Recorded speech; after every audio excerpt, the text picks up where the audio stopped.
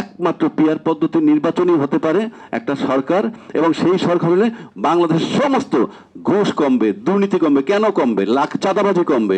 একদল চাঁদাবাজি করলে আরেক দল যখন বাধা দিবে তখন সেটা পার্লামেন্টে চলে আসবে। পার্লামেন্টে আসার এমপি সাহেবরা বলবে তোমার পোলাপান চাঁদাবাজি নাইলে আস্থা তুলে নিব, তোমার উপর দিয়ে সমর্থন। আপনি লিখে রাখেন।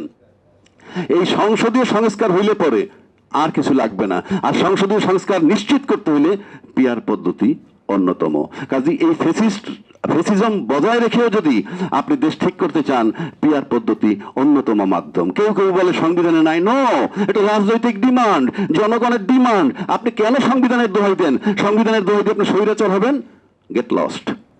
আপনি দেশের জনগণকে ভাববেন। আর প্রত্যেকটা রাজনীতিবিদ আয়না শুনে দাঁড়ায় দেখবেন, জনগণকে ভাবেন না নিজের একার কথা ভাবেন। রাজনীতিটা ছেড়ে দেন। আর যদি জনগণের কথা ভাবেন, আমাদের মতো সিনে টান করে কথা বলেন। বাংলাদেশে সবসময় ফ্রিডম অফ স্পিচ ছিল, বলো না? বাক স্বাধীনতা নাই? সারা জীবন 53 বছর ধরে বাংলাদেশে বাক স্বাধীনতা আছে, ফ্রিডম অফ স্পিচ আছে। বাট ফ্রিডম আফটার স্পিচ আছে কিনা, দ্যাট ইজ ইম্পর্টেন্ট। আজকে কিন্তু আমরা ফ্রিডম আফটার স্পিচ এই যা বলে যাচ্ছি তারপরে শেষ।